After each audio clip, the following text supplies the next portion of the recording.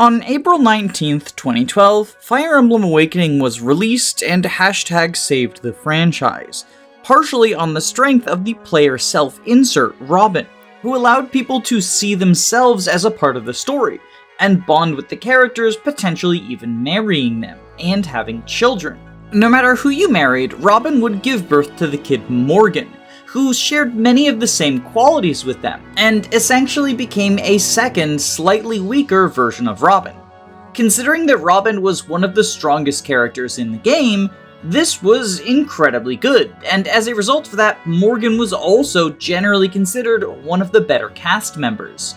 And in Fire Emblem Fates, they followed this formula a second time, with the avatar Corrin always given birth to a child Kana, and Kana shared a lot of similarities to Corrin. So naturally, because Corrin is one of the best units in the game, Kana is one of the worst. Wait, what happened here? Well, despite the fact the two characters share a lot of similarities from each other, Kana seemingly inherited all of Corrin's weaknesses and none of their strengths. So let's take a look at my stupid, worthless child and see if we can find any way to squeeze some value out of them. This video is part of an ongoing series with the goal to do a deep dive into every single playable unit in Fire Emblem Fates Revelations. Yes, even that one.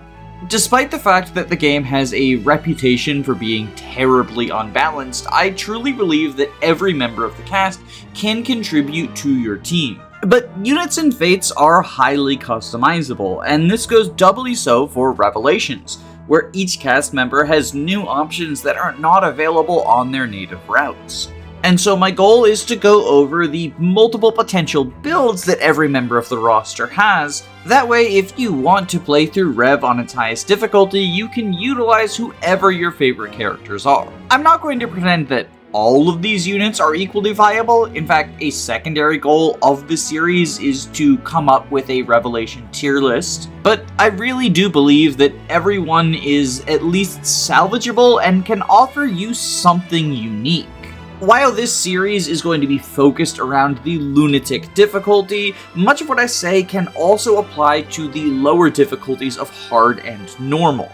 Those difficulties have lower numbers for the enemies, so it's easier to reach stat thresholds, but things like various reclasses, available friendships, and specific builds that you can go into stay universal despite what difficulty you intend to play on. With all that out of the way, let's dive into our unit review.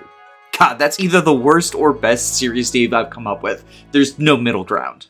If we take a look at Kana's base stats and growth rates, we'll find that they are very similar to Corrin. That being that they are very well-rounded, with defense and resistance as the notable weak points, although I wouldn't call either of these stats unworkable or even particularly bad. Similarly to their parent, Kana also slightly favors strength over magic, although not to such an extreme degree that going into a magical class can't patch the growth rates. And in fact, Kana's strength and magic are slightly closer than Corrin's are, although this is because Kana just has a lower strength growth than Corrin does. In fact, when comparing their growth rates side by side, Kana is at a strict disadvantage as compared to Corrin, since Corrin has a higher HP, strength, and defense growth, and all other values are tied.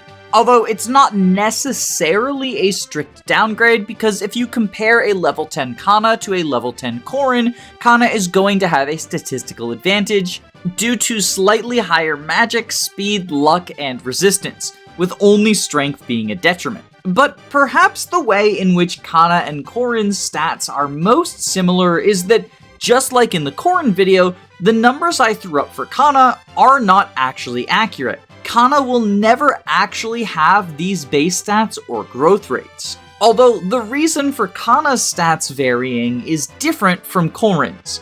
Corrin's stats were more customizable because you could give them your choice of boon and bane, which impacted both bases and growths positively and negatively. Kana, on the other hand, is a Generation 2 unit, and as a result of that, they are pretty significantly impacted by the inheritance system, as it will influence what skills they start out with, what classes they have access to, and even their starting stats and growth rates. Because Kana is the first child unit I've done a video on, I'm going to take a moment to talk about the inheritance system in depth. Having a general understanding of how this system works will definitely help you if you plan on using any of the child units in your playthrough, although personally I don't think you need to know the exact numbers behind things unless you are doing a hyper-specific and optimized challenge run. The first and most obvious element of inheritance is skill inheritance.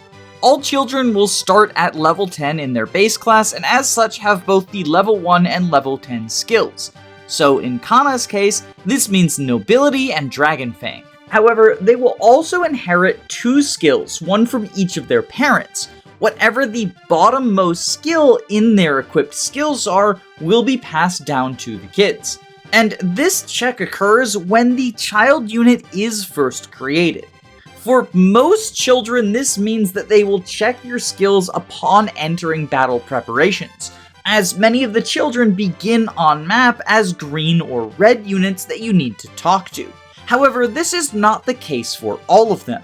For example, Kaldori, Tsubaki's kid, spawns at the beginning of the map, so if you change skills during the preparation screen, then she will join with whatever skills you had equipped when you started the map, since she doesn't spawn until the map begins. Other units like Valoria and Mitama spawn during the map after fulfilling certain conditions, and they similarly do their check upon spawning. So if you level up on map and earn new skills, that new skill that you earned will be the one inherited. This actually happened to me accidentally in a playthrough, ending up with Axe Fair on my Mitama, which was incredibly funny since she stayed in Shrine Maiden her entire career. It is also worth noting that for some kids, there are multiple instances of them. The primary examples of this are the children who serve as bosses in their paralogue, Nina, Rajat, and Percy. But this also applies to some of the green units, including Kana. In these cases, each instance will actually perform a separate check for inheritance.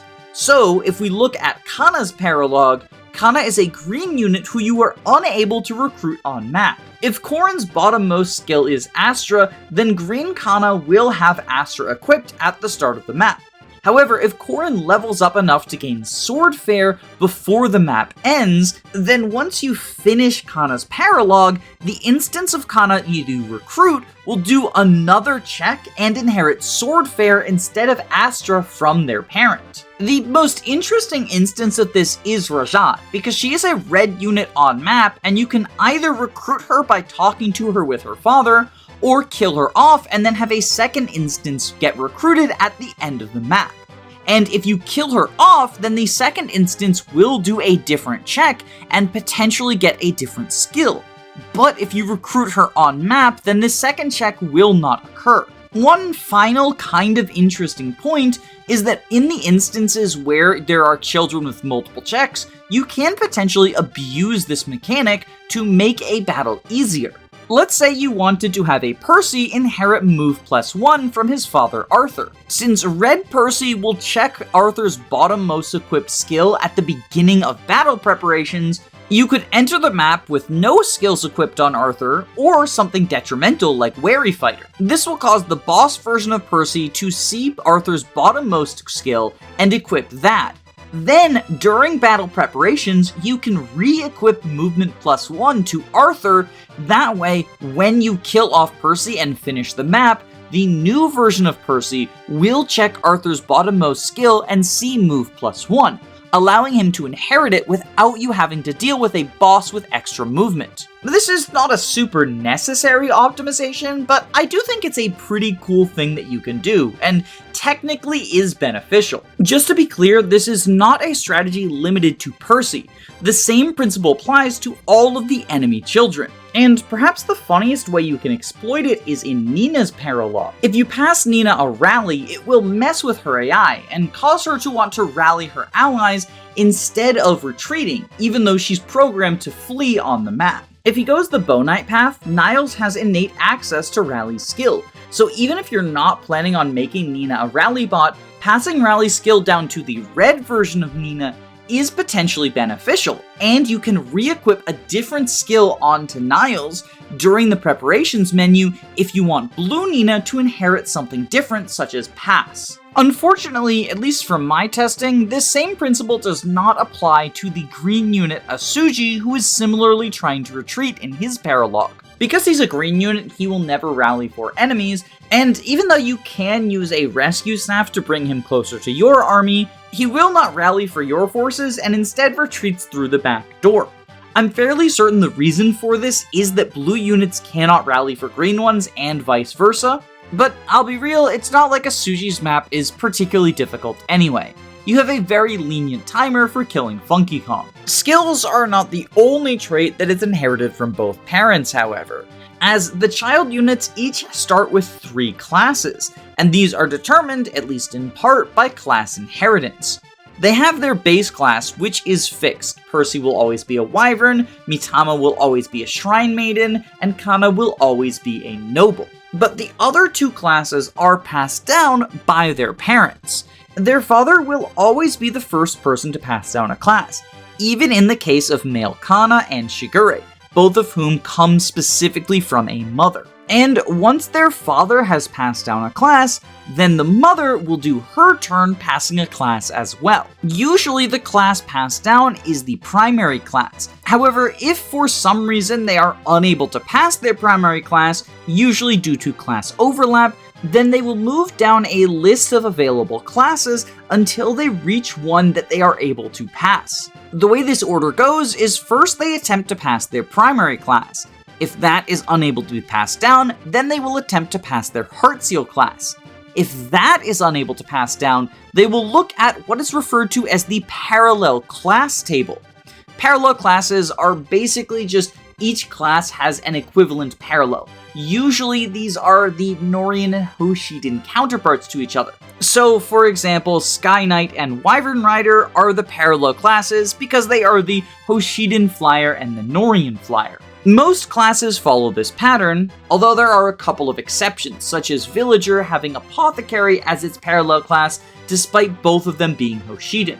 If a parent has to look towards their parallel classes for inheritance, then they will try to pass down the parallel class to their primary class. And if they are unable to do that, then they will try to pass down the parallel class to their Heartseal class. If all 4 of these checks fail, then they will not pass down any class at all. However, to my knowledge, all 4 of these checks failing is not actually possible outside of randomizers or some other modification to the game. The closest we get is the famous Jacob Shigure situation, where Azura is unable to pass down her primary class of Dancer due to the fact that Dancer is a special class that can't be passed down to children, unable to pass down her secondary class of Sky Knight due to the fact that Shigure already has Sky Knight as his base class, unable to pass down Dancer's parallel class of Troubadour because Jacob already passed that to Shigure, and therefore has to resort to the 4th check, which is the parallel class to Sky Knight, Wyvern Rider. It is worth noting that while Dancer is a special class that cannot be passed down to children, the same is not true of other special classes. Villager, Noble, Wolfskin, and Kitsune are all classes that can be passed down to 2nd generation children, even though this is not the case for passing them sideways amongst the 1st gen units, through friendship or marriage. So if Corrin marries someone who is able to have another child, such as male Corrin marrying Azura, then the non-Kana child will not inherit Corrin's Heartseal talent, and instead inherits the Noble skill. And the same principle applies for Mozu passing down Villager, or the Furries passing down their special classes.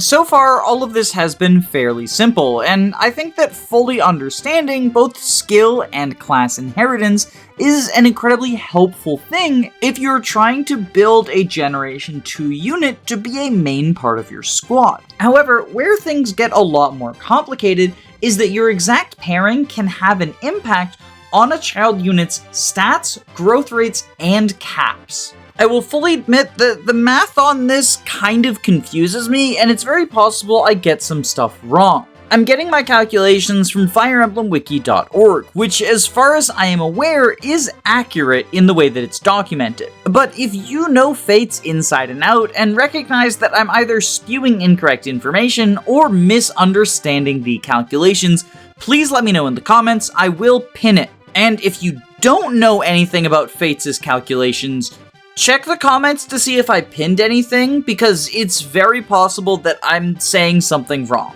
That being said, as far as I am aware, this is how child stats are calculated. Before anything else, they tried to determine what the child's personal growth rates are going to be. Each child unit has their own pre-inheritance personal growths. These are then averaged with the personal growths of the child's variable parents. For most children, their variable parent is their mother. However, in the case of Shigure and male Kana, their variable parent will be their father. It is worth noting that the fixed parents' growths are not included in this calculation at all. So, when determining growth rates, Percy is not going to be affected by Arthur, Kaldori is not going to be affected by Tsubaki, etc. It is just the variable parent. This is most relevant for Kana, as it means no matter what boon and bane you give Corrin, Kana is not going to have their growth rates affected by it. Although, kind of hilariously, if you're using these statues in the My Castle section, then Kana's statue will increase the cap of whatever Corrin's bane is. Which, considering you usually want to give Corrin a bane in a dump stat like luck or resistance, this doesn't bode well for Kana. But it's also completely off topic, so focusing back on growth rates. Once we've averaged a child's personal growths with those of their parents, then we determine what the true personal growths for that child will be during this playthrough. If you want an exact number for what growth rates a child will have with specific pairings, you can either run the calculation yourself or use the child calculator tool developed by fellow YouTuber Septistar, which will spit out the exact number, alongside other helpful inheritance information. A link to this resource will be in the description. I do want to note that the Discord bot currently referred to as Ninian, which is a fork of the old Oifi bot, does struggle to correctly give information around Generation 2 units in Fire Emblem Fates, and so I would not recommend using it to determine exact numbers of your child inheritance. But I'll be honest, I also don't think you necessarily need to know the exact numbers that a specific pairing will get. Instead, I think the more important thing to keep in mind is knowing what stats each parent will help and hinder their children with. For example, Azura has personal growths that are very high in strength and speed, but she has very low personal growths in bulk. So any non-Shigure child that Azura gives birth to will get a significant boon to their speed and strength, but a significant boon to their defense. Orochi's personal magic and skill are very high, but the rest of her stats are quite mediocre, and as a result of this, her children will have significantly bolstered magic and skill, but significantly hampered bulk and speed. In general, I think this is usually enough to help pick your pairings. But we're not done with complicated calculations, and in fact, things get a lot more complicated with this next step, because determining a child's base stats is not as simple as other units. Each child's personal base level is 10, and they have personal bases for what they will look like as a level 10 unit. However, prior to recruitment, the children will auto-level as you advance the story. They're level 10 in Chapter 10, but if you do their paralog at a later point, then they will auto-level, up until they hit level 20 in Chapter 18.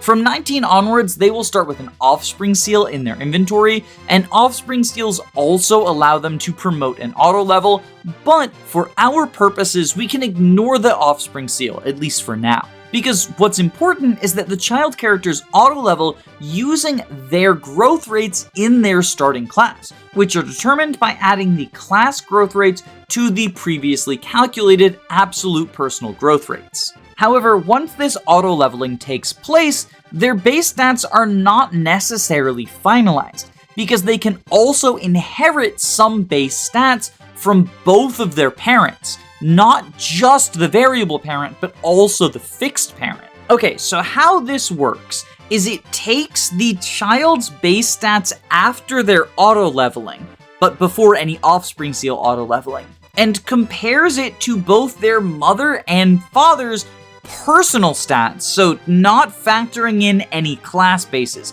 It's just the personal stats of their parents. The difference between the father's personal stats and the child's current stats is added to the difference between the mother's personal stats and the child's current stats. And then that number is divided by 4 and added to the child's current stats. There's a cap on how many raw stats you can inherit from this, and in general it's going to be 2 for each stat, although some exceptions may apply. However, much like with the growth rates, I think that for the most part, you don't need to be aware of the hyper-specifics of exactly how many points you are going to get from stat inheritance, unless you are doing an incredibly tightly planned run. Instead, I think in general it's best to keep in mind the principle that a parent will likely pass down 1 or 2 points in the stats that they are particularly competent in. At least if you bother to train them. If you stick them on backpack duty, then this isn't going to be the case and they won't pass down anything. Lastly, both parents also contribute to cap inheritance and support inheritance. The caps are incredibly simple. A child unit's cap modifiers are equal to their parents' modifiers added together plus 1. The only exception to this is a 3rd generation Kana does not get this extra plus 1, although the reason for this is they are functionally getting it from their 2nd gen parent, who will have gotten the plus 1 when their cap modifiers were calculated. As for the support bonuses, what a child gives in both attack and guard stance is also determined by their parents. In attack stance, their mother's bonus will be applied for their C and A rank, and their father's bonus will be applied for the B and S rank. Meanwhile, in guard stance, it's the other way around. The father's bonus is applied for C and A rank, while the mother's bonus is applied for B and S rank. Unfortunately, it's pretty difficult to set up a child unit who gives incredibly min-max bonuses in either guard or attack stance, simply due to the way that this system works. But ultimately, I don't think that's a huge deal, since in guard stance, the majority of stats given via pair-up are determined by the class rather than the unit, and in attack stance, you still get the plus 10 hit, which is the most valuable thing offered by anyone who isn't named Arthur or Izana. Okay, so that's a lot of information, and I haven't even really talked about Kana yet. So let's circle back to the adorable, if annoying, dragon child. In theory, this inheritance system should benefit Kana quite a bit. Since their stat spread is relatively balanced, especially in the growths department, then if you want them to fulfill a specific role, such as a magical damage dealer or a physical wall, then choosing the appropriate parent to pass down the personal growths to supplement their stats should give them the flexibility to patch up whatever team you are planning. But in practice, this isn't how things work out. Instead, Kana's more average stat spread ends up balancing out with the min-maxed ones from their variable parent, dragging down whatever areas that parent was strong in, while simultaneously being dragged down themselves by that parent's weaknesses. For example, a Kaze Kana will be slower than Kaze, while simultaneously facing his issues of lacking physical strength and bolt.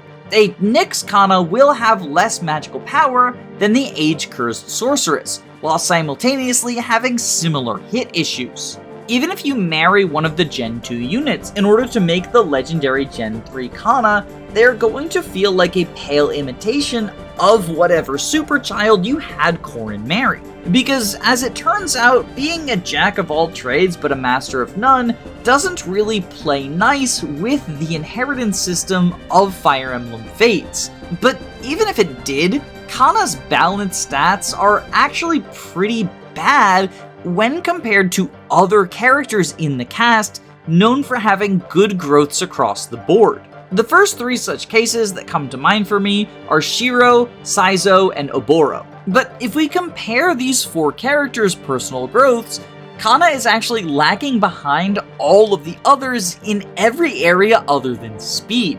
And Kana's speed isn't even good enough that I would call them a fast unit. A personal speed growth of 45% is definitely not bad, but it's only 5% higher than Oboro. And even the slowest of these balanced characters, Saizo, only has 15% less speed growth than Kana does. It does feel a little bit unfair to compare Kana's growth rates to the units with some of the strongest growths in the cast, but I make this comparison not to say that every unit who is statistically worse than Oboro is trash, but instead to highlight that Kana's balanced growths are not actually as good around the board as you might think. Other units can often get away with subpar growth totals if they are min-maxed in such a way that they can fill a specific niche.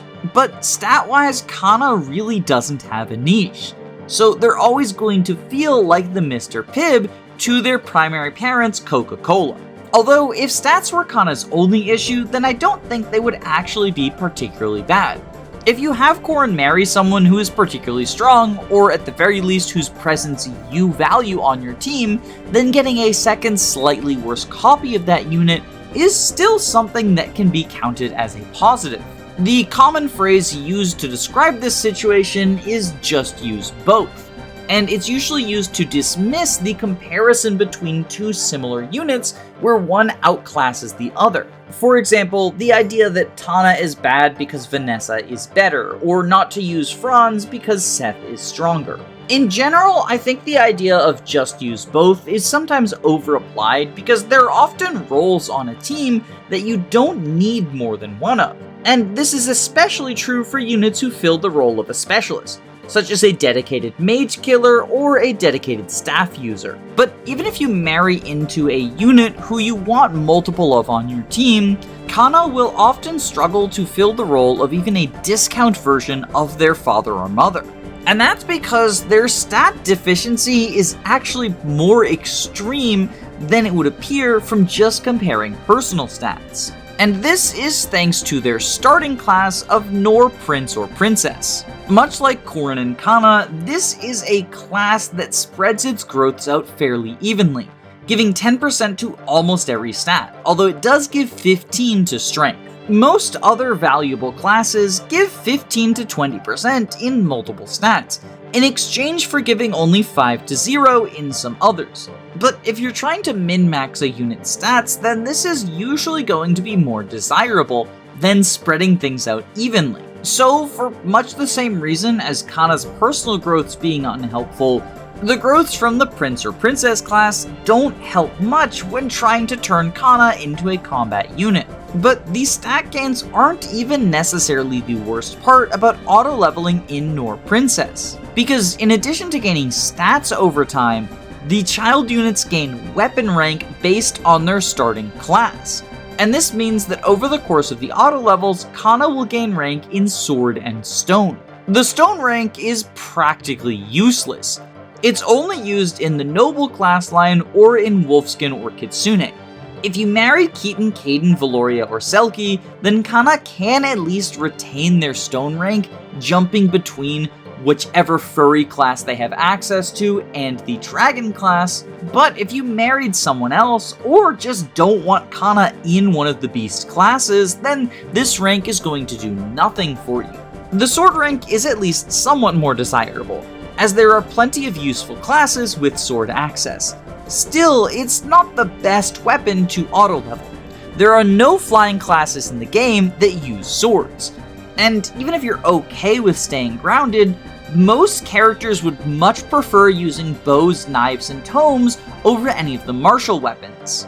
And while in the early game, access to swords is actually quite desirable, since you get both the dual katana and armor slayer quite early, as the game goes on, red weapons become less desirable, as you'll frequently find yourself matched up against opponents wielding lances, shurikens, tomes, and swords, with bows and axes being a lot less frequent, although by no means eliminated. Granted, if you do put Kana in a sword-based class, you could make use of the dual katana to somewhat mitigate this downside, but I still find that Kana's weapon rank leveling is one of the least advantageous of the children.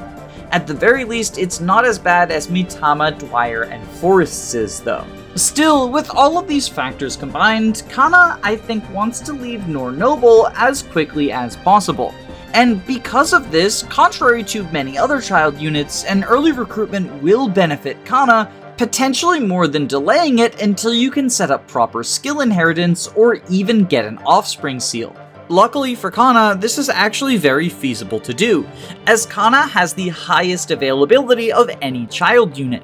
Technically tied with Dwyer and Shigure, although that will depend on whether Corrin is male or female. The soonest that you can acquire a Kana is by marrying either Jacob, Felicia, or Azura, as all three of these units have a fast support with Corrin and appear in the Branch of Fate, thus can begin the campaign with a C support reached. If you go for one of these three pairings, then the soonest you can acquire Kana is prior to Chapter 10. Of these three, the servants are probably the more common pairings, since Azura tends to build support slower unless you are explicitly focusing on dance grinding for support points.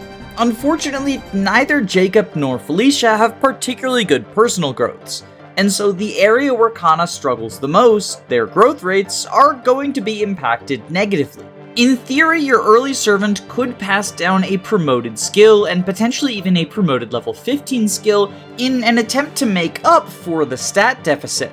But as I mentioned on my video about the Fates Jagans, I don't actually think early access to a level 15 skill is hugely impactful on its own. More often, these skills are good when combined with other high-level skills. And unfortunately, the servants can only pass one down to their child. The best on its own is probably Inspiration, which provides a +2 damage dealt, -2 damage taken aura to all allies within 2 spaces.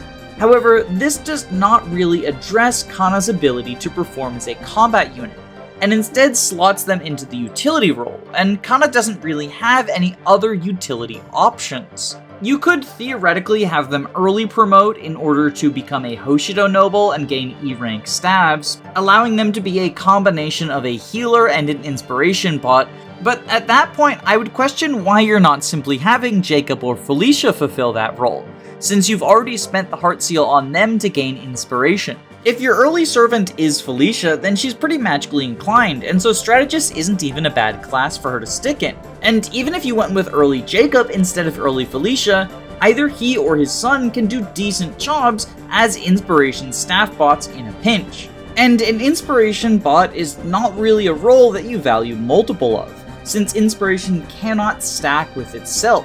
So the only reason you would want multiple units with the skill is if you're splitting your forces up.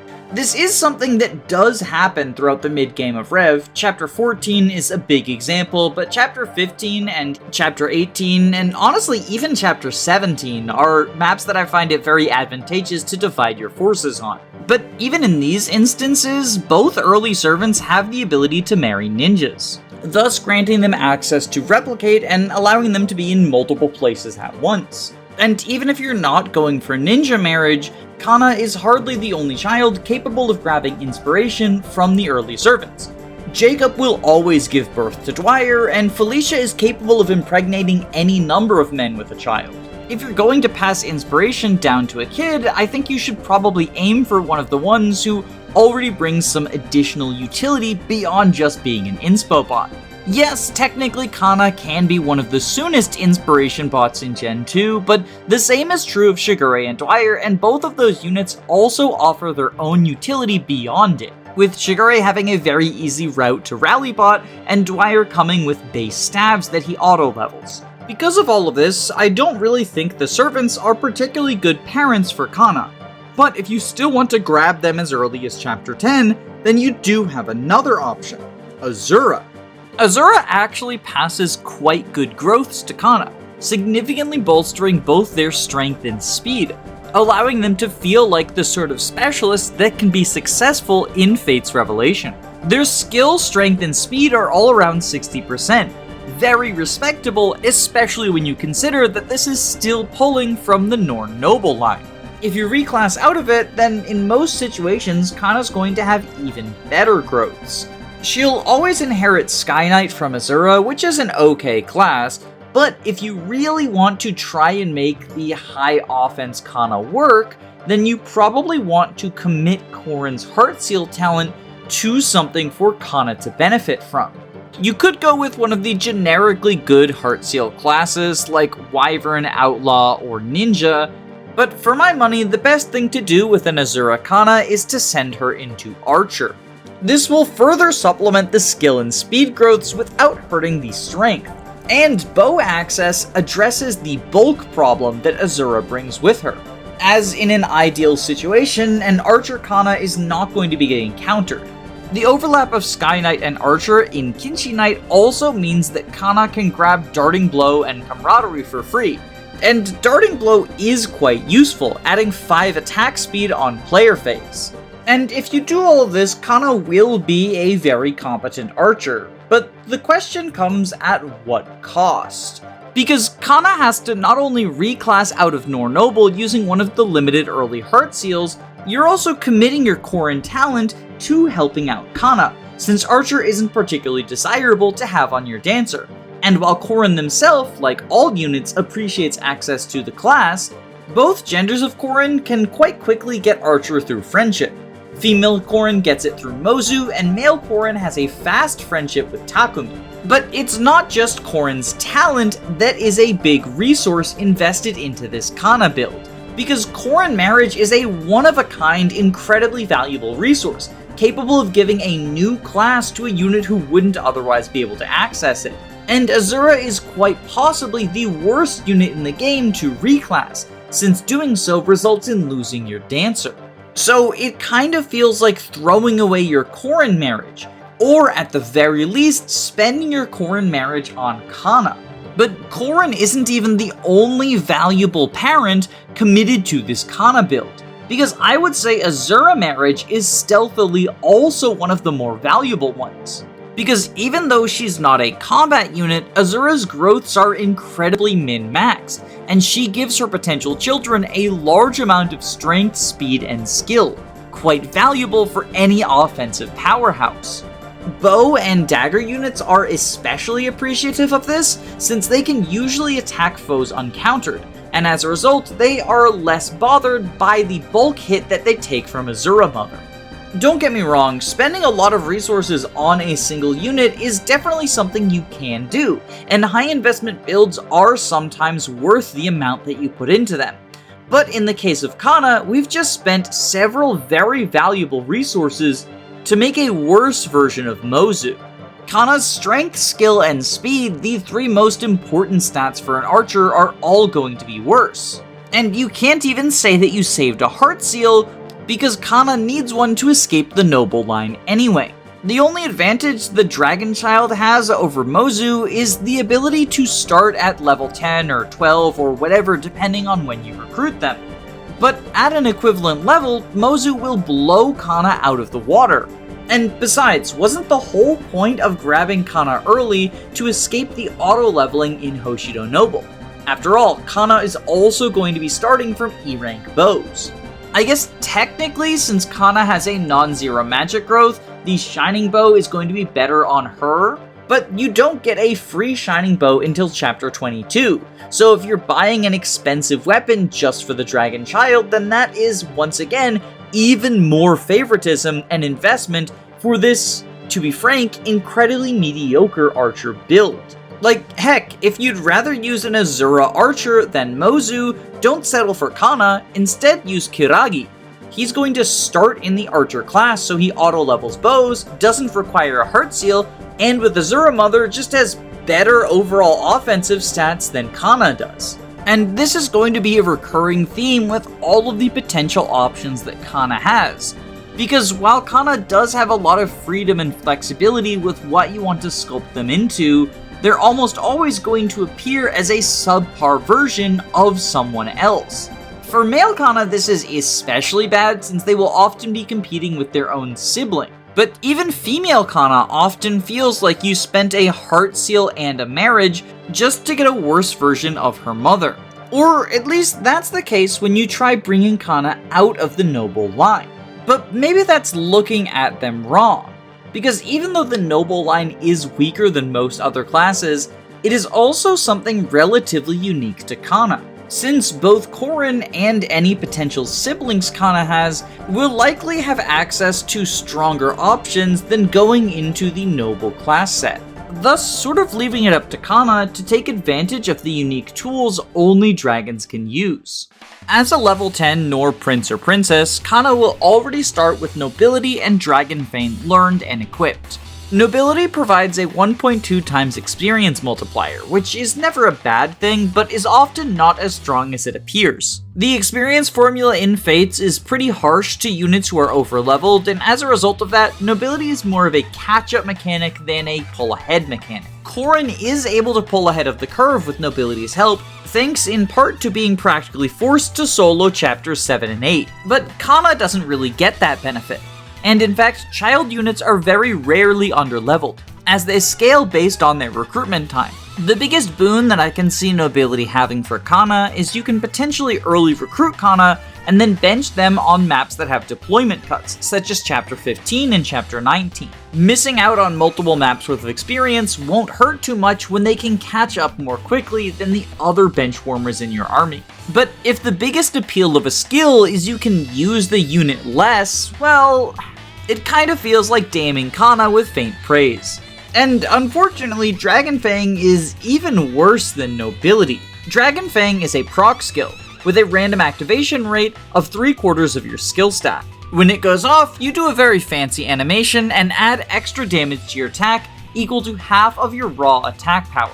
And by this, I specifically mean your attack power before factoring in enemy defense. So, for example, if your unit has 20 attack and they're fighting an enemy with 10 defense, then they will only deal 10 damage. But if Dragon Fang goes off, then half of 20 is 10, meaning that you deal a total of 20 damage because of the 10 extra.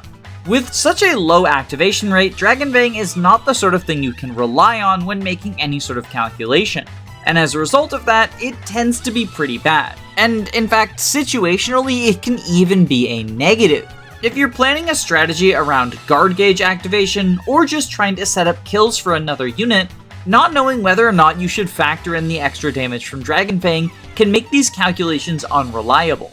I think it is sometimes a little bit overblown how detrimental these extra damage from proc skills can be, and if you're doing a more casual run, Dragon Fang is probably fine to leave equipped, but it's never going to be particularly helpful.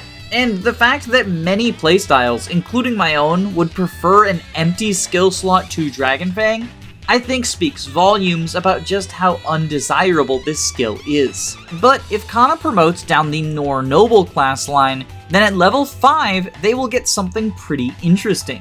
Draconic Hex. If Seal skills are the evil and opposite versions of the Rallies, then Draconic Hex is the mirror dimension version of Rally Spectrum. How it works is anytime Kana does combat with another unit, at the end of combat, if Kana survives, all of that unit's stats other than HP and movement will be reduced by 4. Although they will regain 1 point in each of these stats over the next few turns until they return to normal. Notably, Kana does not need to actually be the one to initiate combat for this effect to be active. In fact, Kana doesn't even need to land a hit. If Kana is standing at one range and an archer attacks them, the archer will still get hit by the debuff from Draconic Hex. And this skill is the linchpin for one of Kana's potential builds, the Debuffbot. The idea behind a Debuffbot is a unit whose only stats that matter are their bulk. You can throw them out into a horde of enemies, and even if they don't deal any damage or counterattack, they will nerf everyone who engages with them to allow the rest of your forces to clean up when they're done. Kana doesn't have the greatest bulk on their own, but you do have a couple of options for patching it up. The first is Dragonstones. If remaining in the Noble class line, then Kana can equip a Dragonstone for a boost of 4 defense and 3 resistance, plus the 10 crit avoid that comes from all bronze weapons and stones. This comes at the cost of 3 skill and 2 speed, as well as the inability to double, but since the debuff bot doesn't really care about their offenses, this isn't a huge downside. And later in the campaign, the Dragonstone Plus gives 9 defense and 7 resistance, on top of the previously mentioned 10 crit avoid. You get a harsher skill and speed penalty, losing 5 skill and 4 speed, but again, In this build, you don't care about your offenses. I don't think these stat boosts are enough to patch up Kana's bulk on their own, but you can also give Kana a bulky parent in order to give them more HP, defense, and resistance for facing multiple enemies per turn. My preferred parent in this scenario is Benny, since he passes a large amount of HP and defense alongside a surprisingly decent resistance growth. And the speed penalty doesn't really matter because Kana can't double with the Dragonstone anyway, so you might as well equip Wary Fighter so that the enemies share this quality. But if Benny is otherwise occupied, Tsubaki, Hinata, and Baruka are similar enough that you can settle for them without compromising much. And Ignatius potentially also makes a good parent if you want a 3rd generation Debuffbot Kana. In theory, if Benny is the parent, you can reclass to General in order to get more bulk, since General's defense stat is higher than Nor Noble even after factoring in the Dragonstone bonus. Although once you get Dragonstone Plus, then Nor Noble once again takes the lead. But even when you're stuck on the base Dragonstone, I don't think this reclass is especially necessary, especially since Kana can self-sustain through her personal skill Draconic Air, which restores 15 HP at the start of every player phase as long as you have a Dragonstone equipped. This effect will stack with Renewal, which grants 30% heal at the start of every turn, for a total of 45%, almost half of your HP every turn. Renewal can either be inherited from Corrin or gained from Mitama, since Kana has either a marriage or a friendship with the Haiku girl, depending upon their gender. Although personally, I think the skill is best acquired through parental inheritance. I find that the supports of the 2nd generation units come online so late that they really shouldn't be relied on as a key part of a build, and instead can function as just a nice bonus for endgame. For example, Keldori can function as a Kinchi throughout the majority of the campaign, and then support with Kiragi in order to go Sniper when the whole crew wants to dismount after Chapter 23. But even if you aren't able to acquire Renewal, it's hardly a key portion of the build. The main point is just being bulky enough to stand up to a bunch of hits and weaken a bunch of enemies. But I'll be real, as cool as the Draconic Hex Debuffbot build seems, I'm not actually a huge fan of it. There's a couple of reasons for this. The first is that I don't really find Debuffbot to be a particularly desirable role on my team. While it seems very similar to Rallybot on the surface, in practice it plays much differently. The idea behind a Rallybot is you power up all of your units in order to allow them to one-round opponents.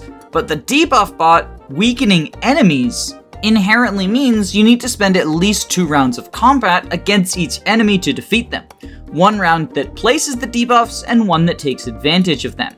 And to my mind, this is just a lot less action efficient. In an ideal world, you have the debuff bot be tanky enough that they can fight 10 or 11 enemies on enemy phase, but with the stats that rev enemies have, this is a hard sell, especially since you won't be able to double them and take advantage of guard gauge. In fact, oftentimes you won't even be countering at all. But even if you specifically want a debuff bot, Draconic Hex is not as impressive as it might seem at first. -4 to all stats sounds really cool until you start thinking about how many stats you don't actually care about debuffing the enemies on. For most enemies, one of either strength or magic is not going to matter whatsoever. And if you're weakening them so you can kill without facing a counter, then debuffing both strength and magic are wasted. Lowering enemy skill and luck is also largely irrelevant. A minor hit to an enemy's skill stat isn't going to increase your chances of dodge tanking by much. And unless you're doing a funny crit build, the enemy's luck is entirely irrelevant. As such, in most scenarios, the only stats you care about debuffing the enemies for are speed, defense, and resistance. And even then, it's usually only one of defense and resistance, unless for some reason you're having 3 or more units team up on a single enemy. The roll compression of speed and resistance sounds kind of cool until you remember that both of these debuffs come from the same class line. Spear Fighter gets Seal Defense, and Spear Master gets Seal Speed. Of course, you could always counter this with why not run both, and Kana does have access to the Spear Fighter line, either from Oboro or from Shiro, who once again is accessible to both genders. But for anyone who excitedly remembers Awakening's Rally Spectrum stacking with the other Rally skills, prepare for disappointment, because debuffs in the Fates games do not stack. Instead, simply the largest one applies. So if you have Draconic Hex and Seal Speed, then it will apply -4 to all stats except for Speed, which gets -6 instead. This means that a Draconic Hex, Seal Strength, Seal Speed Kana is debuffing marginally better than anyone with access to the Spearfighter line. And while Spearfighter is a relatively rare class, it's not one that's completely absent. In fact, Oboro, one of the strongest units in the mid-game, and Shiro, one of the strongest Hoshidan children, both start out in it. And Benny, the tanky dad I recommended for Kana, can access it through Oboro marriage as his crossroute support. So it turns out we've kind of just circled back to the original Kana problem. No matter what we do, they still seem like a lesser version of another unit. Of course, buffing Kana's bulk is not the only thing that Dragonstones are good for. Technically speaking, you can also use them as a weapon, and they're both pretty high might and hit-on resistance, so you can have Kana do some pretty significant damage with them using a magical parent. The most prominent magical parents in the game are Hayato, Leo, Nyx, Orochi, Elise, Sakura, and Saizo. Yes, despite the fact that he starts in a physical class, he has a 45% magic growth. Bro just got some crazy favoritism. Technically, Odin and Felicia also serve as magical parents, but their personal magic growths are just not high enough to be worth considering over the other mages. If we want to make Kana deal as much damage as possible, we really only need to focus on magic. The Dragonstones can't double, so speed doesn't matter at all. Although, as a secondary concern, I do care about the skill stat that a parent passes down, because the Dragonstones don't have the best accuracy, and they give a skill penalty upon equip. With these in mind, Orochi is pretty clearly the best parent for an offensive Dragonstone-based Kana. Although for female Corrin, Leo is probably your best bet. Both of these parents can also pass down Heartseeker, as Orochi has access to it through Nyx friendship, and since the Dragonstone is one-range locked, all of our combat will be benefiting from it, helping to bolster what would otherwise often be shaky hit rates. However, despite the fact that the Dragonstone packs a big punch, being unable to double is going to hold back its damage significantly. You can try to make up for this with damage boosting skills like Quick Draw, Trample, and Life and Death, but most of these come quite late, and getting these skills onto Kana while also giving them a good magic growth is going to be a tricky thing to pull off. Corrin, of course, can pass any skill down to Kana, and Leo can grab Life and Death from Odin friendship. Meanwhile, Orochi can pass Spendthrift down from her Native Apothecary class set. At a certain point, 14 might and the inability to double just isn't enough. Although, in the late game, you can potentially grab the Dragonstone Plus, which is a 25 might weapon. On a late recruit Kana, it's a lot easier to pass down high-level skills such as Life and Death. And as a result of that, if you wait until you have the Dragonstone Plus to recruit the Dragon Child, you can really bolster the damage they output. This is another reason that Orochi and Leo make such good parents for a magical Dragonstone Nuke Kana. The fact that the best skills they can pass down come at high level doesn't matter if you're delaying Kana's recruitment anyway. And Leo being a late joiner also isn't a big deal, because it's not like completing the marriage before you got a level 15 skill would be all that beneficial. While it is technically possible for Leo to pass Vantage down to Kana, I would not recommend trying to Vantage Sweep with the Dragonstone. Not only are Rev enemies bulkier, so the one-shot thresholds are higher, but also there's a surprising lack of enemies with no 1-2 range. Most foes either have access to bows, daggers, or tomes. And of the enemy types that don't come with 2 range, Swordmasters are the most frequent, each of which has Duelist Blow, increasing their avoid on enemy phase. The only group I would be confident attempting to Vantage Sweep with Dragonstone Plus is the Spear Fighters in Chapter 25, Blades Drawn. But that's like 3 enemies, and if you advance too far into the room, you get fucked over by ninjas anyway. Besides, you can't unequip Draconic Air, so Kana will sometimes just turn Vantage off if you're attempting to Vantage Sweep, which is very funny. If you're trying to use stones for combat, just stick to bolstering Kana's raw magical damage. Or I guess you could go for Kana's raw physical damage, because technically the stone rank is actually shared between Dragonstones and Beast Stones. So if you marry either Kaden, Keaton, Valoria, or Selkie, Kana is able to reclass into either a Kitsune or a Wolfskin, and take advantage of those classes. The Wolfskin and Kitsune classes also offer their own healing skills, in even better or better odds, which will heal 40% HP on either even or odd turns. While this is incredibly cool, it's not something I would especially recommend. First off, while Kana's personal skill technically stacks with even better and better odds, Draconic Air specifies that a Dragonstone must be equipped, not just a stone weapon, and as a result of it, Kana can literally only benefit from their personal skill when in the noble class line. So bringing stone rank into Wolfskin or Kitsune doesn't benefit you as much as you would think. On its own merits, Kitsune is also just a pretty bad class. Even the units who start in it, Kaden and Selkie, want to leave pretty quickly. And while the Wolfskin line is actually pretty good, it comes with its own set of drawbacks that Kana just doesn't want to deal with. First off, you lose access to any non-stone weapons, only being able to use the Beast Stone, Beast Ruin, and Beast Stone Plus. Even as a dragon, Kana could use tomes and swords or swords and staves. But losing access to weapon types is not the only downside faced by Wolfskin, because stone distribution in Rev is really cringe. You don't get the Beast Ruin until Chapter 22, and the Beast Stone Plus comes near the end of the game. You can technically get an extra copy of each by doing Valoria's Paralog, but even then you've got potentially up to 4 units fighting over only 1 copy each of the good stones. Making Kana half dragon, half beast is good for the funny screenshot where everything deals effective damage, but doesn't really offer any other benefits gameplay-wise. Okay, so we've looked at Kana as a debuff bot and why I'm not a huge fan of that build, and we've broken down a lot of different combat builds for Kana, although in my opinion none of them are particularly outstanding. So what if we try something a little bit more basic? Let's see if we can turn Kana into a rally bot. Thanks to having Corrin as their parent, Kana has a lot of flexibility in what skills they can inherit.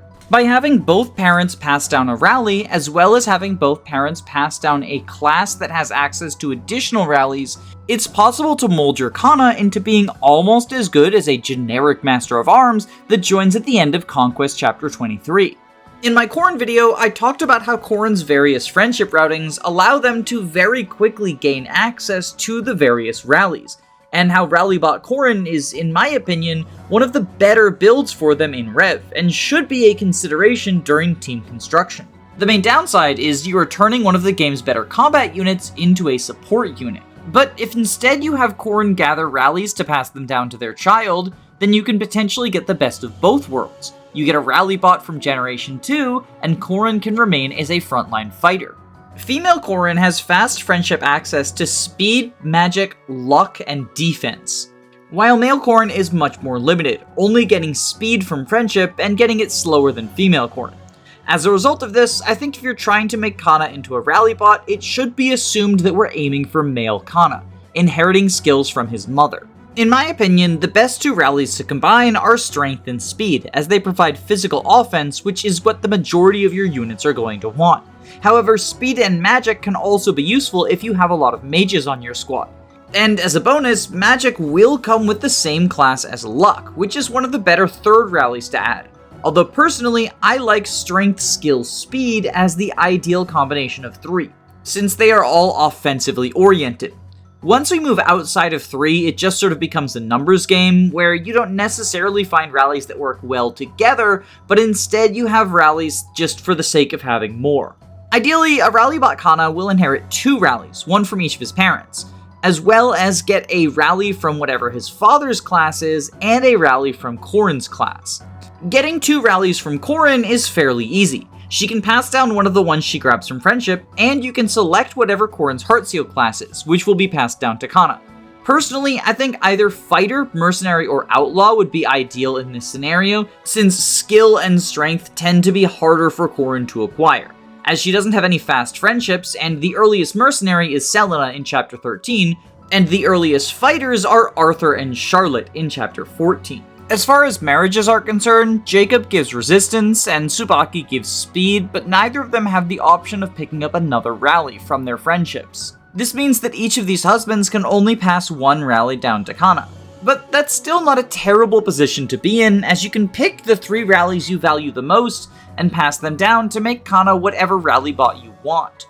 Personally, if I were running female Corrin, I would pass down magic from Sakura Friendship, marry Tsubaki to pass down speed, and give Corrin a fighter talent so that Kana could reclass to learn Rally Strength. Technically, you don't need to have Corrin pass down Rally Strength. Kana can grab it from Valoria Marriage, but like I said before, the child marriages come online very late, and you want your Rally bot ready as quickly as possible. If you'd rather pass Kana a full suite of defensive rallies, then marrying Jacob passes Rally Resistance. You can pass down speed from Azura Friendship and give Corrin a Wyvern talent, which as a bonus is a pretty useful talent just to have as a generic combat unit. But I think that fully explores the options we have with female Corrin. So let's fulfill our testosterone prescription and see how male Corrin does in siring his own Rallybot heir. I think the best option for a wife in this instance is Sakura, as she will pass down the Shrine Maiden line, allowing Kana to pick up both magic and luck on her own. Sakura can then pass down speed, and Corrin can pass down a 4th rally of your choice through their talent. Unfortunately, you can't have Corrin pass down one of their friendship rallies, at least if you want to get things online early, because the only male unit with a rally that joins before Chapter 14 is Tsubaki, giving speed, which Sakura is already devoted to. If you delay things, you could pick up Rally Strength from Arthur Friendship, and then devote Corrin's talent to something else, probably skill. At which point, Kana is able to fill out all 5 of their skill slots with rallies, which is pretty impressive. Combining rally skill, luck, strength, magic, and speed allows for the full suite of offensive rallies. And as a bonus, the 2 that she inherits from her parents, strength and speed, are probably the most valuable ones on their own, so she's immediately useful even before you pump her through some promoted levels to fill out the other skill slots. In order to grab the remaining rallies, Kana has to level up in Omnioji and Bonite, and one of these is likely to be her final class. But they're honestly pretty good classes for a rally bot. Omnioji gets staff access, meaning that on turns you don't need a rally, Kana can still make herself useful by healing. And Bonite has extra movement, which is useful on rally bots because sometimes they can fall behind if they have to rally a group before everyone moves out. The Outlaw variant is particularly useful because you do potentially have the option of swapping one of the less useful rallies for +1 move. A useful option if, for example, your team doesn't have any magical units. This is probably the best use case for Kana, but it does come with a couple of downsides. The first is that the support routing to make this build come online in a timely manner is actually quite complex. Because Kana doesn't get any rallies from an Offspring Seal, you want to get them as soon as possible so you can reclass them in order to make the promoted levels less painful, thanks to Fates' experience system slowing you down when you get over-leveled. But if you want to pass Rally Strength down from Arthur Friendship, then Corrin is going to have to spend 5 maps becoming Justice's BFF, and then a 6th one gaining at least 3 levels as a Berserker. Arthur joins in Chapter 14, so you can achieve C support with him on his join map. B support takes 2 more maps, so technically you could achieve this through Chapter 15 and 16. However, there's a hitch. Chapters 16 and 17 are linked to each other. You do not have any preparations or the ability to activate earned supports in between chapters 16 and 17, and as a result of this, if you already have achieved B support by the end of chapter 16, then any points you earn in chapter 17 will not help you at all, as you haven't activated the support conversation from the end of 16 yet. This can be worked around by saving either a paralog or an invasion map for the time period in between chapter 15 and 16. That way you can achieve B support by having chapter 15 and an optional map back to back. And then chapters 16 and 17 are the 2 separate maps required to achieve A support, allowing Corrin to reclass into Berserker in chapter 18. If you get Rally Strength on chapter 18, then you can pick up Kana prior to 19 and they will auto-level with the Offspring Seal to promoted level 2, meaning that they are exactly 3 levels away from their next rally, thus eliminating any wasted levels when pursuing the Rallybot build. If all of that sounds pretty complicated to you, well, it's not as bad as it might seem, but it's definitely harder to achieve than other Gen 2 Rallybots. Getting 5 rallies on a single unit is definitely a bigger payoff than limiting yourself to 3 or 4, however, I don't think the gap between 5 rallies on Kana versus 3 rallies on any number of other children is as big as you might imagine. Especially because if you want access to all 7 rallies, then by necessity you have to spread them amongst 2 units. Even this Kana build misses out on defense and resistance. So depending on how you feel about building units, it might make more sense for your team to go for 2 rally bots who are lower investment than this Kana would be. There are several Gen 1 units who make pretty good rally bots, but I think Generation 2 is usually easier to set up, and Shigure, Kaldori, Percy, Dwyer, Soleil, Nina, and Mitama are all very good candidates for Gen 2 rally bots, in part due to the fact that they can acquire their own rallies through offspring seals, lessening the deadline for recruitment. But even outside of these children, it's relatively easy to make any Gen 2 unit you want into a rally bot. Arguably easier than Generation 1 because you don't have to go through multiple promoted classes with the same unit, and thus avoid the experience slowdown that comes from being overleveled. During my most recent playthrough, I turned Asuji into a rally speed strength defense bot just to prove a point, since neither he nor his father start out with any rallies in their base set. So Saizo had to grab Falcon Knight from Tsubaki Friendship and marry Baruka to pass down defense and strength. Still, it's nice that for once we've found something that Kana is better at than her peers. That being said, the competition from the other children is not the only thing holding Rallybot Kana back, and the other is that her ideal mother, Sakura, kind of feels like a waste of a marriage. Sakura is one of the best magical moms out there. In fact, I would consider her to be the best of them. As such, it does feel like a little bit of a waste to put these stats on a unit who's likely not going to be doing combat once they've achieved all of their promoted skills. Still, it doesn't have to be entirely bad, because by Corrin marrying Sakura, you can pass a class to her that she wouldn't be able to achieve otherwise. Ideally, she would want Archer, but unfortunately Archer doesn't have any associated rallies. So I think the best choice if you're going for Rallybot Kana is give Corrin the Outlaw talent. That way Sakura can go Bow Knight with movement +1. Being able to alternate between Kinshi Knight and Bow Knight is a very powerful place for a bow unit to be. It's one of the reasons that I like the Setsuna and Niles marriage. Although a similar thing can be achieved by having Mozu marry Silas, Laszlo, or Niles himself. By letting a unit as strong as Sakura do this, it feels less like you're wasting her marriage, and more like you're devoting Sakura marriage to improving her, rather than improving her child, which is a trade-off that is easier to swallow than throwing away her stats. One last thing that is worth noting is that if you want to get extra cheesy with this build, technically speaking, Kana has Midori Friendship, and so she can get Replicate to be a rally bot in 2 places at once. Although I don't think this is worthwhile for a couple of reasons. The first is how late Gen 2 supports come online, once again. Although with Kana and Midori, since they are both potentially early recruits, you can get their support online faster than some others. Unfortunately, this would involve skipping rally strength on Kana, thus sort of negating the point of the rally bot build.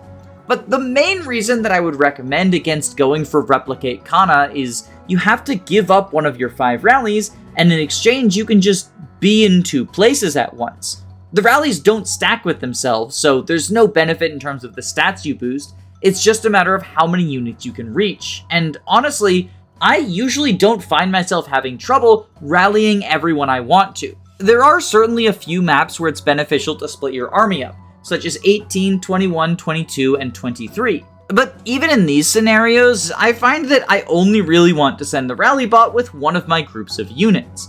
And this is ignoring the fact that Replicate is a level 15 promoted skill. Kana's combat isn't stellar, although I do think it's good enough with Sakura Mom to get the rallies she needs fairly easily. But feeding her enough kills in order to get her a promoted level 15 skill early on is a whole other story.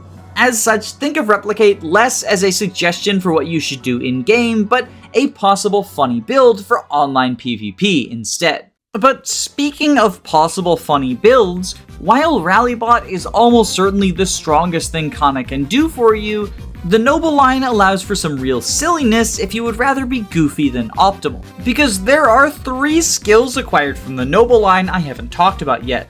The first one is Dragon Ward, and this is one of the worst and weirdest skills in the game. It provides adjacent units with a luck % chance to have the damage that they would receive. Notably, this uses the unit's luck rather than Kana's luck, and unlike something like Miraculous Save, it doesn't require Kana to be the support partner, simply adjacent. However, this does mean that Kana as a backpack won't be able to provide Dragon Ward to their friends, so oh no, you can't use Dragon Ward, whatever will you do? Yeah, this skill sucks ass, and unlike some other bad skills, it doesn't even have any fun gimmicks you can build around with it. Like, at least with skills like Profiteer or Salvage Blow, you can make a soyjack face and point at the screen every time that they go off, laughing about how cool it is. But not only does Dragon Ward have a convoluted setup, but the payoff of potentially reducing damage in half is not something you should rely on in order to keep your units alive. If you've put yourself in the situation where you need to hope for a proc skill in order to stop your unit from getting killed, you made a positional error. But the funniest part about Dragon Ward is it's actually worse than I've been describing. You see, I bet even Fate's experts didn't notice, but I said a luck percentage chance. It's actually luck divided by 2. The effect was already bad when we were pretending it was a luck percent chance, but it's actually half that. I guess maybe the idea was this is technically both Pavais and Aegis combined, and you can apply it to multiple units at the same time, but yeah, we're not making any bonded shield formations in Fire Emblem Fates. Save that shit for Engage. Moving on to the more fun bad skills, at level 15, Kana can get Hoshiden Unity and Norian Trust. Hoshiden Unity gives a plus 10% chance to all proc skills. For in-battle skills, this effect stacks with Quixotic, giving you a massive 25% extra proc chance. Both versions of Kana can get the Basara class from Selkie or Shiro, and male Kana can grab it from Rajat, and unlike other child marriages, I don't think these are entirely off the table. Kana is the earliest possible kid, and Rajat and Selkie are relatively early themselves. Still, I think it's generally easier to just give Corrin either Spear Fighter or Diviner. That way Kana can have it as their talent. Unlike Quixotic, Hoshiden Unity isn't just limited to in-battle skills, it affects the out-of-battle ones as well. So, Profiteer fans rejoice! Kana can act as a discount version of Midori. But if you want to do something even wackier than infinite money, take the Lesson of Revelation story to heart. No, not the one about Gunter being the Joker. Instead, combine the forces of Nor and Hoshido, and link up Hoshiden Unity with Norian Trust. Norian Trust allows the user to use their support unit's proc skills, and this works in either attack stance or guard stance, so you can make a dedicated backpack for Kana to provide them with a bunch of proc skills, or you can have them fight side by side and have both Kana and their dual striker have opportunities to set off multiple proc skills. Norian Trust affects Astra, Luna, Soul, Rend Heaven, Vengeance, Lethality, Dragon Fang, Miracle, Pavais, Aegis, and the DLC skills Ignis and Ether. Obviously, you can't fit all of these skills onto a unit at the same time, but if you load up Kana's support partner with 5 different proc skills, and give Kana Norian Trust, Hoshiden Unity, Quixotic, and 2 proc skills of their own, then they are going to have a very high chance of activating something in combat. It's worth noting that if you give the same proc skill to both Kana and their support partner, they won't have 2 separate chances to activate it. All Norian Trust does is effectively give the proc skills to Kana. This also means that Kana will be using their own stats, not their partners.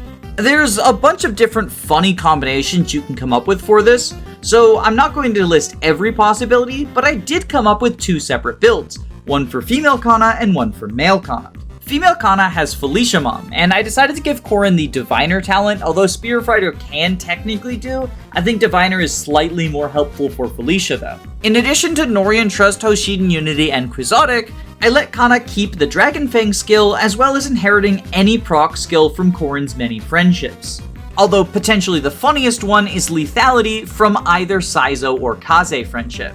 Felicia gets Rend Heaven from marrying Corrin, and natively has Soul from the Mercenary line.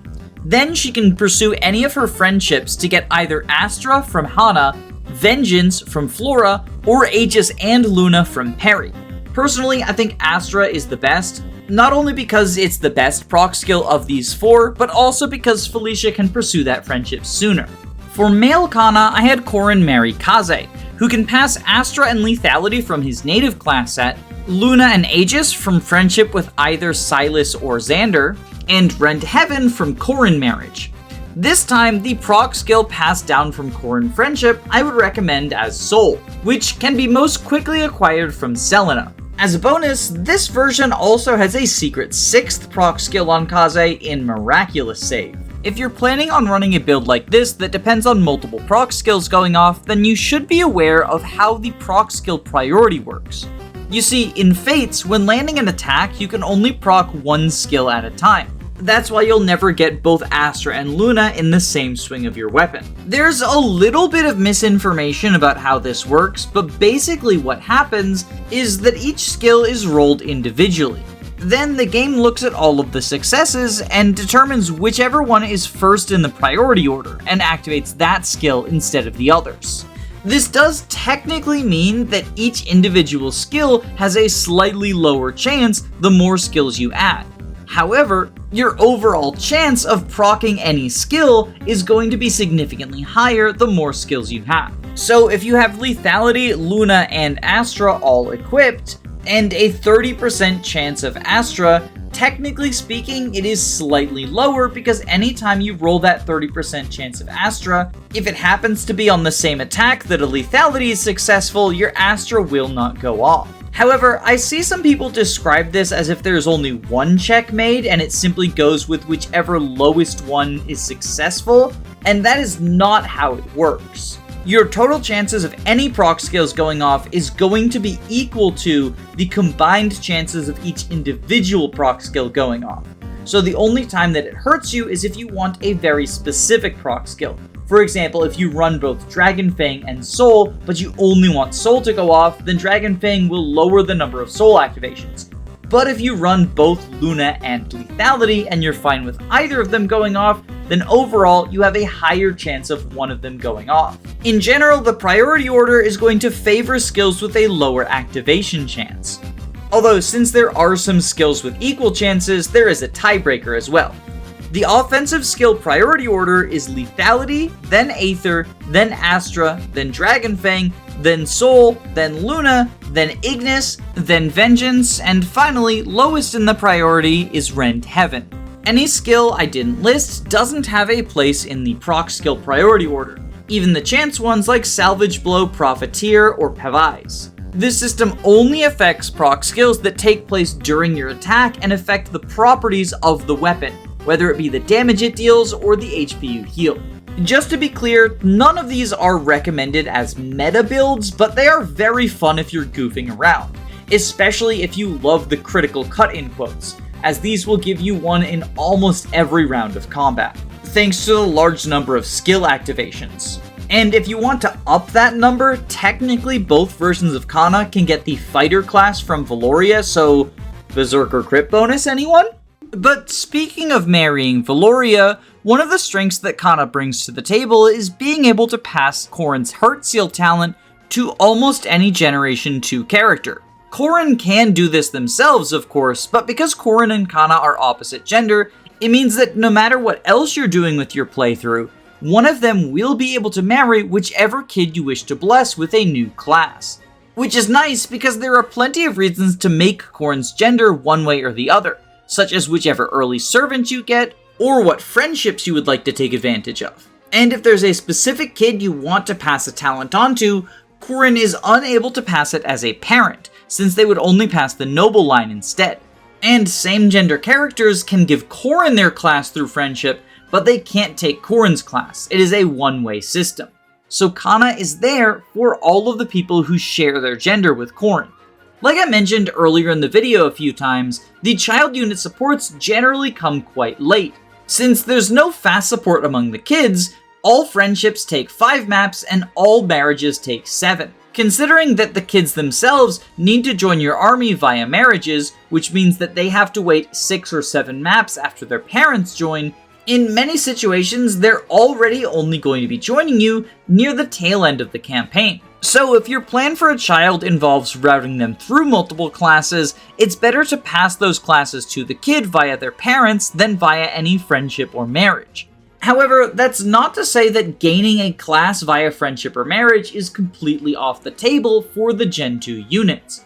Any of the kids capable of being recruited early, like Kaldori, Rajat, Midori, Dwyer, or Shigure, have almost as much time as their parents to take advantage of various support options.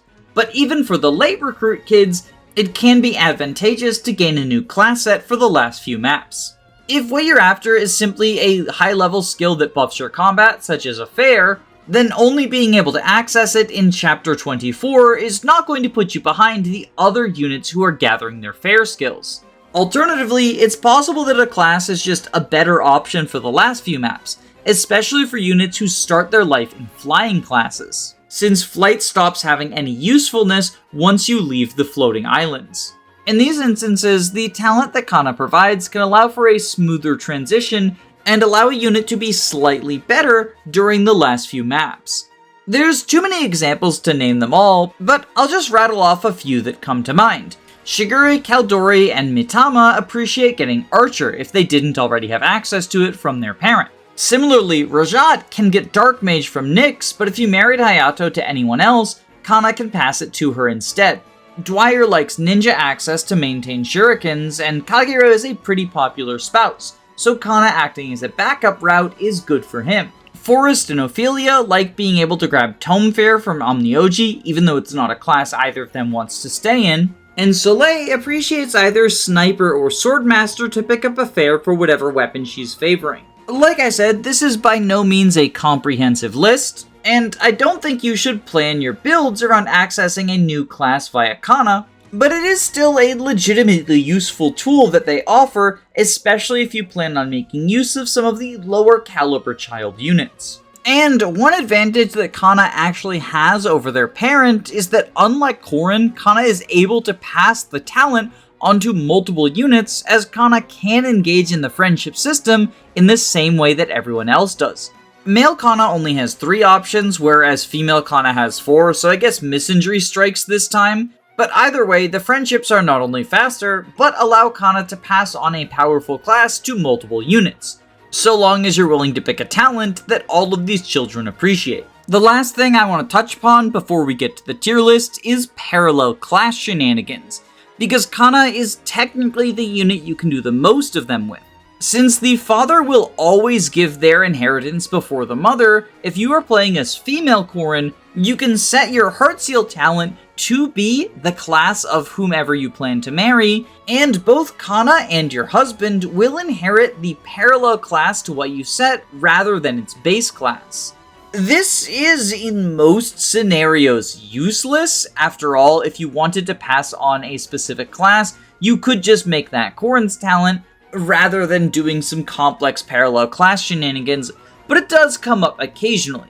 For example, I generally like giving Corrin the Cavalier class, so that they can get the Elbow Room and Shelter skills early on.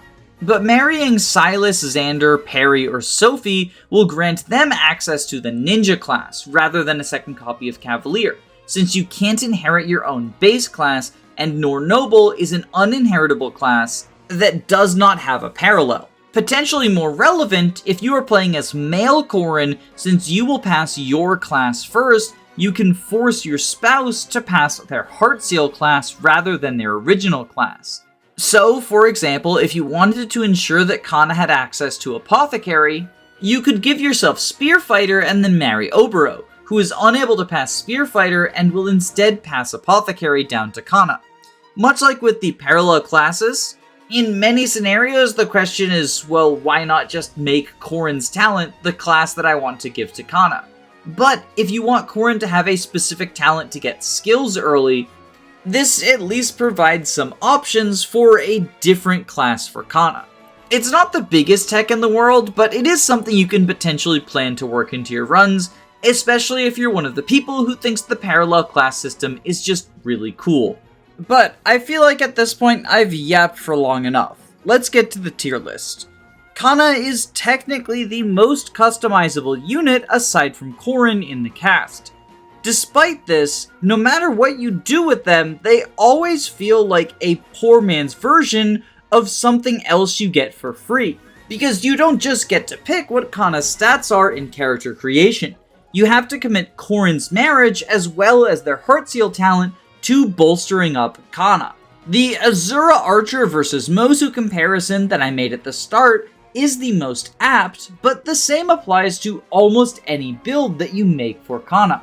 Want to try turning them into a Nos tank? Well, Corrin does that better, and so do all of the other magical units if given that class by Corrin. Want a powerful Wyvern? Well, not only do you get Camilla for free, but plenty of other physical powerhouses like Saizo and Azama have access to the class if they so desire. Do you want a ninja or a swordmaster or a bow knight? Well, you get any number of those in the main cast who, again, are just gonna do better than Kana for less investment. Even seemingly unique builds, such as their ability to be a debuff bot with Draconic Hex, can be replicated by other units with much less investment. And despite the impressive 25 might, the damage the Dragonstone Plus deals in the late game is often going to be overshadowed by your other units. No unit in Fates is truly unusable, and the same applies to Revelation, but Kana is definitely going to be one of the worst options, because even when trained up, they're going to lag behind the rest of the team. And as such, it feels pretty fair to place Kana in F tier. However, there is one build where Kana excels, specifically female Kana as a rally bot. While it does require a very specific marriage, as well as some complex class routing, it is achievable and the payoff is, well, 5 rallies on a single unit that isn't Corrin. Considering that I think Rallybot Corrin is a powerful enough build to warrant sacrificing Corrin in the late game, Kana's ability to replicate that, I believe, is worthy of a higher spot on the list.